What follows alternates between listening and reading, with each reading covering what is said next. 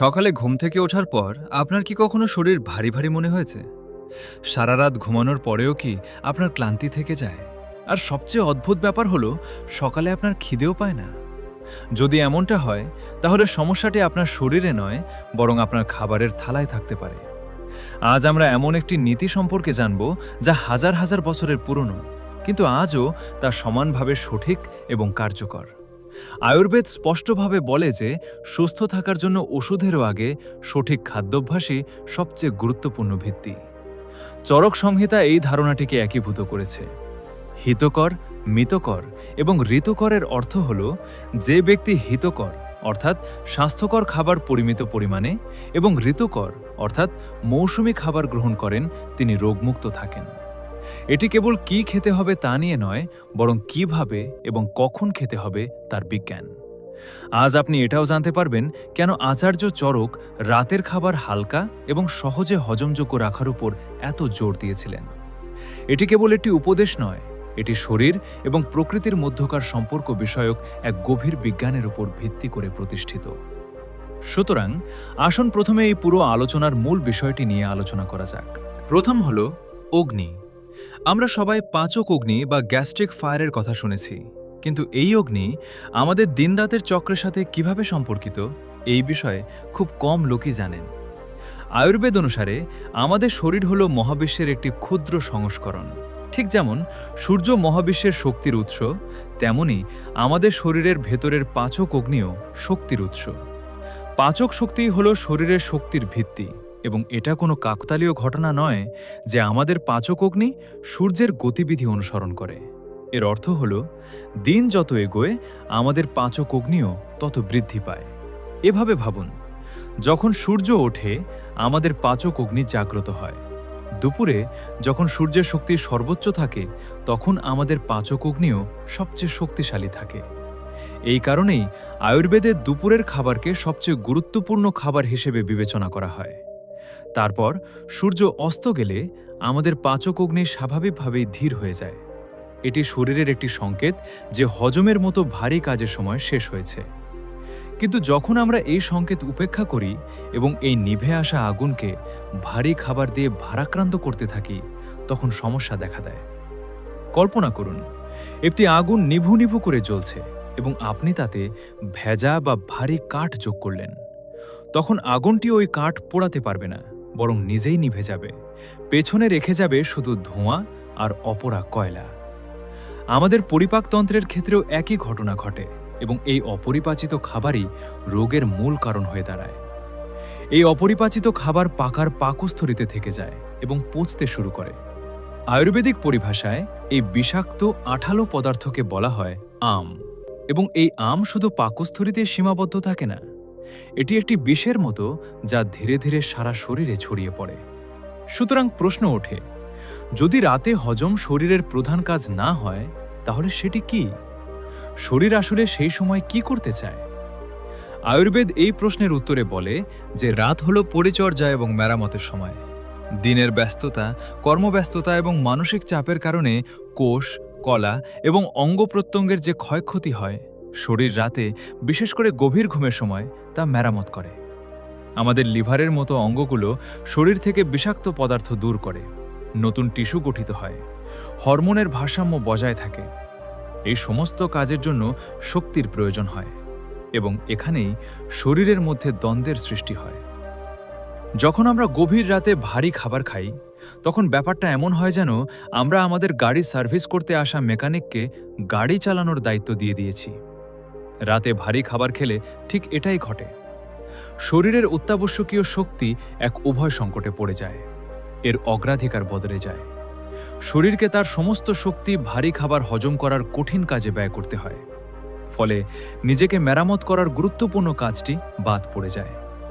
এই সংগ্রাম এবং উভয় সংকটে খাবার যেমন সঠিকভাবে হজম হয় না, যার ফলে আম তৈরি হয়, তেমনি শরীরও সঠিকভাবে মেরামত হয় না, এবং আমরা এর পরিণতি পরের দিন সকালে দেখতে পাই। সকালে ঘুম থেকে ওঠার পর সতেজ এবং প্রাণবন্ত বোধ করার পরিবর্তে আমরা শরীরে ভার এবং ক্লান্তি অনুভব করি। কখনো কখনো আমাদের একেবারেই খিদে পায় না, যা একটি স্পষ্ট লক্ষণ যে রাতের খাবার এখনও হজম হয়নি এবং শরীরের ভেতরে আম তৈরি করছে। চরক সংহিতায় আমা থেকে সৃষ্ট সমস্যার একটি দীর্ঘ তালিকা রয়েছে। আয়ুর্বেদে এই আমকে প্রায় সকল রোগের মূল কারণ হিসেবে বিবেচনা করা হয়। তবে ভারী খাবার খাওয়ার সবচেয়ে সাধারণ লক্ষণ হল গ্যাস তৈরি হওয়া এবং পেট ফাঁপা। এটি ঘুমের প্রভাব ফেলে। বিশ্রাম নেওয়ার পরিবর্তে শরীর অভ্যন্তরীণভাবে সংগ্রাম করতে থাকে, যার ফলে ঘুমের ব্যাঘাত ঘটে এবং অস্থিরতা দেখা দেয়। কিছু লোক বিশ্বাস করে যে ভারী খাবার খাওয়ার পর তাদের ঘুম ভালো হয়, কিন্তু এটি একটি বিরাট ভুল ধারণা। ভারী খাবার খাওয়ার পর আপনি যে অলস বা নিস্তেজ ভাব অনুভব করেন তা শক্তির অভাবের লক্ষণ, কারণ খাবার হজম করতে প্রচুর পরিমাণে শক্তি ব্যয় হয়। এটি গভীর আরামদায়ক ঘুম নয়, এটি এক ধরনের ফুড কোমা, যেখানে শরীর বিশ্রাম না নিয়ে বরং আরও ক্লান্ত হয়ে পড়ে। ভালো ও গভীর ঘুম সবসময় হালকা পেট থেকে আসে, এবং রাতে ভারী ও বেশি পরিমাণে খাবার খাওয়ার এই অভ্যাসটি যদি সংশোধন না করা হয়, তবে দীর্ঘমেয়াদে এটি ওজন বৃদ্ধির একটি প্রধান কারণ হয়ে উঠতে পারে। কারণ হজম না হওয়া খাবার শরীরে চর্বি হিসেবে জমা হয়। এর ক্ষতিকর প্রভাব ত্বকেও দেখা যায়। ব্রণ, ফুসকুড়ি, ত্বকের উজ্জ্বলতা কমে যাওয়া, সারাক্ষণ অলসতা, মনোযোগের অভাব এবং ধীরে ধীরে এটি লিভার ও কিডনির মতো গুরুত্বপূর্ণ অঙ্গের উপরও চাপ সৃষ্টি করে। এটি শুনেই বেশ বিপজ্জনক মনে হচ্ছে যে আমরা রাতে কি খাচ্ছি, এর প্রভাব এতটাই গুরুতর হতে পারে। সুতরাং এখন প্রশ্ন জাগে, এর সমাধান কি? আমাদের রাতের খাবার কিভাবে প্রস্তুত করা উচিত যাতে এটি বিষের পরিবর্তে ওষুধের মতো কাজ করে? এর উত্তরে আয়ুর্বেদ বলে যে রাতের খাবার এমন কিছু হওয়া উচিত যা দ্রুত হজম হয় এবং শরীরকে পুষ্টি যোগায়, যেমন মুগ ডালের খিচুড়ি। আয়ুর্বেদে একে ত্রিদোষ সমক বলা হয়। ত্রিদোষ সমক মানে হল এটি শরীরের তিনটি প্রধান শক্তি বাত, পিত্ত এবং কফের ভারসাম্য রক্ষা করে। এটি হজম হতেও খুব কম সময় নেয় এবং শরীরে পর্যাপ্ত পুষ্টি সরবরাহ করে। এছাড়াও গরম সবজির স্যুপ একটি ভালো বিকল্প, অথবা মুগ ডাল বা মসুর ডালের মতো হালকা ডালের সাথে 2-3টি পাতলা রুটি। আর আপনি চাইলে রুটি বা ডালে সামান্য ঘি যোগ করতে পারেন। যদিও আজকাল একটি সাধারণ ভুল ধারণা প্রচলিত আছে যে ঘি ভারী। আয়ুর্বেদ অল্প পরিমাণে খাঁটি গরুর ঘিকে অগ্নি প্রজ্বলক হিসেবে বিবেচনা করে, অর্থাৎ এটি হজম শক্তি বাড়াতে সাহায্য করে। তবে শর্ত হল এর পরিমাণ পরিমিত হতে হবে, এবং সবচেয়ে গুরুত্বপূর্ণ হল খাবারটি সর্বদা গরম ও সদ্য প্রস্তুত হতে হবে। আয়ুর্বেদে বাসি খাবার ভালো বলে বিবেচিত হয় না। সুতরাং প্রশ্ন ওঠে, রাতে কোনো ধরনের খাবার সম্পূর্ণরূপে পরিহার করা উচিত? ভাজা, পরিশোধিত ময়দার এবং অতিরিক্ত মিষ্টি খাবার শরীরের জন্য বিষের মতো। রাজমা, ছোলা এবং কালো ছোলা জাতীয় ভারী ডাল হজমের জন্য খুব শক্তিশালী অগ্নির প্রয়োজন হয়, যা রাতে আমাদের থাকে না। দই, যা শীতল ও ভারী প্রকৃতির, তা রাতে পরিহার করা উচিত। এবং সবচেয়ে গুরুত্বপূর্ণ হল, খাবার যতই হালকা এবং পুষ্টিকর হোক না কেন, তা বেশি পরিমাণে পরিহার করা উচিত। সুতরাং যখন এই নিয়মগুলি অনুসরণ করা হয় এবং রাতে হালকা খাবার খাওয়া হয়, তখন শরীরে 3টি প্রত্যক্ষ এবং অলৌকিক প্রভাব দেখা যায়। প্রথমত এবং সর্বাগ্রে, পাচন শক্তি ভারসাম্যপূর্ণ থাকে। যখন পাচনতন্ত্রের উপর অতিরিক্ত চাপ পড়ে না, তখন এটি দক্ষতার সাথে কাজ করে, যার ফলে ঘুম থেকে ওঠার পর স্বাভাবিক ক্ষুধা লাগে, যা সুস্বাস্থ্যের প্রথম লক্ষণ। দ্বিতীয়ত, শরীর দক্ষতার সাথে নিজেকে মেরামত করে। যখন শরীরের শক্তি হজমের মতো ভারী এবং জটিল কাজে নষ্ট হয় না, তখন এটি সেই শক্তিকে শরীর পুনর্গঠনে ব্যবহার করে। ফলস্বরূপ ঘুম থেকে ওঠার পর শরীর ভারী লাগার পরিবর্তে সতেজ এবং উদ্যমী বোধ হয়। তৃতীয় এবং সবচেয়ে গুরুত্বপূর্ণ সুবিধাটি হল ঘুম। ঘুম আরও গভীর এবং আরামদায়ক হয়। একটি তত্ত্ব আছে যে যখন পেট শান্ত থাকে, তখন মনও শান্ত থাকে। রাতে হালকা খাবার খাওয়া শরীরে শান্তি এবং স্থিতিশীলতা নিয়ে আসে, যা অলৌকিকভাবে ঘুমের মান উন্নত করে, এবং গভীর ঘুম নিজেই সবচেয়ে শক্তিশালী ঔষধ। সুতরাং মূল কথা হলো, কি খাবেন তা কেবল গুরুত্বপূর্ণ নয়, বরং কখন এবং কতটা খাবেন তা সম্ভবত আরও বেশি গুরুত্বপূর্ণ। এখানে আমরা 3টি সহজ নিয়ম নিয়ে আলোচনা করব। জীবনে এই নিয়মগুলো মেনে চললে তা উল্লেখযোগ্য পরিবর্তন আনতে পারে। প্রথম নিয়মটি হলো সময়ের নিয়ম। সূর্যাস্তের খুব বেশি পরে খাবেন না। আদর্শগতভাবে সূর্যাস্তের 2 থেকে 3 ঘন্টার মধ্যে রাতের খাবার খাওয়া উচিত। প্রশ্ন ওঠে, আজকের এই ব্যস্ত জীবনযাত্রায় এটা কিভাবে সম্ভব? যারা কাজ থেকে দেরিতে বাড়ি ফেরেন তাদের জন্য এই নিয়মটি প্রায় অসম্ভব বলে মনে হয়। তাই একটি মধ্যপন্থা খুঁজে বের করতে হবে।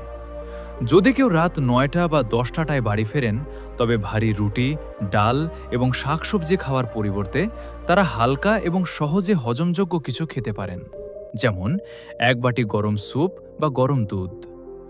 সন্ধ্যায় অফিস বা কাজ থেকে বের হওয়ার আগে একটি হালকা পুষ্টিকর জলখাবার খাওয়া যেতে পারে। এটি রাতে অতিরিক্ত ক্ষুধা প্রতিরোধ করবে। মূল নীতিটি হল আপনার ঘুমন্ত পরিপাকতন্ত্রকে ভারী খাবার হজম করার কাজে ভারাক্রান্ত না করা। এবার দ্বিতীয় নিয়মটি নিয়ে কথা বলা যাক, পরিমাণের নিয়ম। রাতের খাবারের পরিমাণ দুপুরের খাবারের পরিমাণের চেয়ে কম রাখুন। আয়ুর্বেদ অনুসারে রাতে আমাদের ক্ষুধার চেয়ে কিছুটা কম খাওয়া উচিত। পাকস্থলী অর্ধেক খাবার 1/4 তরল এবং 1/4 বাতাস দিয়ে পূর্ণ থাকা উচিত। এর কারণটি সহজ, রাতে শরীর বিশ্রাম নেয়, তাই শক্তির প্রয়োজন কম থাকে। তৃতীয় এবং শেষ নিয়মটি হল খাদ্যের গুণগত নিয়ম। এর অর্থ হল খাবার সহজে হজমযোগ্য এবং তাজা হওয়া উচিত। সহজে হজমযোগ্য বলতে এমন খাবারকে বোঝায় যা হজম করার জন্য শরীরকে খুব বেশি পরিশ্রম করতে হয় না, এবং সতেজতার তাৎপর্য অত্যন্ত গভীর। রান্না করার কয়েক ঘন্টার মধ্যে খাওয়া খাবারে প্রাণ বা জীবনী শক্তি থাকে। ফ্রিজে বাসি হয়ে যাওয়া বা মাইক্রোওয়েভে গরম করা খাবার তামসিক গুণ অর্জন করে এবং হজম করা কঠিন হয়ে পড়ে। এটা আশ্চর্যজনক যে হাজার হাজার বছর আগে, যখন আধুনিক বিজ্ঞান ছিল না, তখন আমাদের শিক্ষকেরা মানবদেহ এবং প্রকৃতির মধ্যে এই গভীর সংযোগটি এত নির্ভুলভাবে বুঝতে পেরেছিলেন। নিঃসন্দেহে রাতে হালকা খাবার খাওয়া শুধু একটি পুরনো উপদেশ নয়, এটি প্রকৃতির ছন্দের সাথে তাল মিলিয়ে জীবনযাপনের এক গভীর দর্শন। এটি আমাদের শরীরের নিজস্ব প্রজ্ঞাকে সম্মান জানানোর একটি উপায়। যখন আমরা এই নীতিটি গ্রহণ করি, তখন ছোটখাটো সমস্যাগুলো আপনা আপনিই দূর হয়ে যায়। সুতরাং প্রশ্নটা এটা নয় যে আপনার কি খাওয়া উচিত, বরং প্রশ্নটা হলো আপনি আপনার শরীরের কথা শোনার জন্য সত্যিই প্রস্তুত কিনা। কারণ সত্যটা খুবই সহজ, আপনার স্বাস্থ্য কোনো ওষুধ দিয়ে তৈরি হয় না, বরং আপনার দৈনন্দিন অভ্যাস দিয়ে তৈরি হয়। এবং সেই অভ্যাসগুলোর মধ্যে সবচেয়ে ছোট কিন্তু সবচেয়ে শক্তিশালী পরিবর্তনটি হলো আপনার রাতের খাবারের থালা। আপনি যদি আজ শুধু এই সিদ্ধান্ত নেন যে এখন থেকে আপনার রাতের খাবার হবে হালকা, সময় মতো এবং সুষম, বিশ্বাস করুন, আপনার শরীর আপনাকে ধন্যবাদ জানাবে। ঘুম থেকে ওঠার পর আপনি যে শক্তি, হালকা ভাব এবং স্বচ্ছ মন অনুভব করবেন, তা অলৌকিকের চেয়ে কম কিছু হবে না। কিন্তু প্রকৃত পরিবর্তন তখনই আসে যখন আমরা এই জ্ঞানকে বাস্তবে প্রয়োগ করি। তাই আমি আপনাকে জিজ্ঞাসা করছি, আপনি কি আজ রাতে আপনার রাতের খাবার পরিবর্তন করতে যাচ্ছেন? যদি তাই হয়, তবে এই জ্ঞান আরও বেশি মানুষের কাছে ছড়িয়ে দিতে এখনই এই ভিডিওটি লাইক করুন। এটি এমন কোনো বন্ধু বা পরিবারের সদস্যের সাথে শেয়ার করুন যিনি প্রতিদিন সকালে ক্লান্ত হয়ে ঘুম থেকে ওঠেন। পরিবর্তন আজ থেকেই শুরু হোক, কারণ মনে রাখবেন, ছোট ছোট পরিবর্তনই সবচেয়ে বড় পার্থক্য গড়ে তুলতে পারে, এবং হয়তো ঠিক পরের সকালটি আপনার পুরো জীবনের গতিপথ বদলে দেবে। ধন্যবাদ। তো বন্ধুরা, যদি ভিডিওটি ভালো লাগে তাহলে অবশ্যই একটি লাইক ও শেয়ার করে দিন। আর যদি এই ধরনের ভিডিও আরও পেতে চান, তাহলে আমাদের এই চ্যানেলটিকে অবশ্যই সাবস্ক্রাইব করে নিন। ধন্যবাদ।